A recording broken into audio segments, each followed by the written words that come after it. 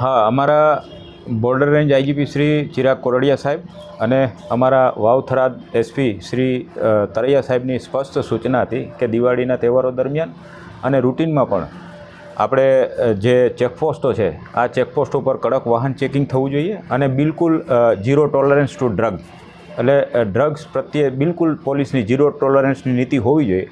આવી સૂચના અને સ્પષ્ટ આદેશના અનુસંધાને અમારા જે વાવ થરાદ જિલ્લાની તમામ જે ઇન્ટરનેશનલ મતલબ ચેકપોસ્ટ અને ઇન્ટરસ્ટેટ જે ચેકપોસ્ટ છે ચેકપોસ્ટ ઉપર અત્યારે સખત વાહન ચેકિંગ થઈ રહ્યું છે.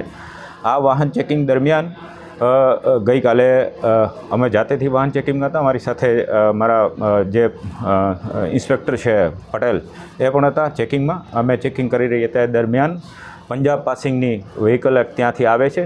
આ વાહનનું ચેકિંગ કરતાં અમને એમાંથી એનડીપીએસ જે હેરોઇન અને અફીણ એ મળી આવે છે. આરોપીની પૂછપરછ કરવામાં આવે છે, એફએસએલ અધિકારીને બોલાવવામાં આવે છે. સરકારી પંચો રૂબરૂ જે એનડીપીએસના રૂલ્સ પ્રમાણે અમે કાર્યવાહી કરી છે અને લગભગ 211 ગ્રામ જેટલું એટલે 10,59,50,000નું અને 50 રૂપિયાનું અમને ત્યાં હેરોઇન મળે છે અને અફીણ પણ મળે છે. આ એના 2 આરોપીઓ છે. બંને આરોપીઓ પંજાબના વતની છે પરંતુ અત્યારે હાલ મુંબઈ રહે છે અને આ પંજાબથી ડ્રગ્સ લઈ અને મુંબઈ પહોંચાડવાના હતા એવી અમને અત્યારે પ્રાથમિક અમે જે ઇન્ક્વાયરી કરી એમાં સાબિત થયેલું છે. અત્યારે મારી બાજુમાં બેઠા છે દેસાઈ, એ આ ગુનાની તપાસ માવસરી પોલીસ સ્ટેશનના પોલીસ ઇન્સ્પેક્ટર જે ચલાવી રહ્યા છે.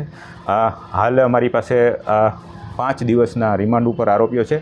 આમાં અમે સઘન તપાસ કરશું અને જે કોઈ હશે અને કેવી રીતે જાય છે, ક્યાંથી કોણ આપવાવાળું હતું અને મુંબઈમાં કોને વેચવાના હતા, આ દિશામાં અમે તપાસ કરશું. અને અમારી વાવ થરાદ પોલીસની જે ઝીરો ટોલરન્સ ટુ ડ્રગની જે પોલિસી છે એ પોલિસી પ્રમાણે અમે કડકમાં કડક અત્યારે અમે એમનું સર્ચ કરાવી રહ્યા છીએ. જેના વતની છે મુંબઈના અને પંજાબના વતની છે ત્યાંના જે અમારા મતલબ પોલીસ ડિપાર્ટમેન્ટમાં જે અમારી જે પોલીસ સ્ટેશન હોય એમના સાથે સંપર્કમાં રહી અને એનો કોઈ ગુનાહિત ઇતિહાસ છે કે કેમ આ દિશામાં અત્યારે પણ અમારી તપાસ ચાલે છે. એ દિશામાં અમે તપાસ કરશું અને જો કોઈ મતલબ હશે તો એ વધારે એમના વિરુદ્ધ સકંજો કસાશે.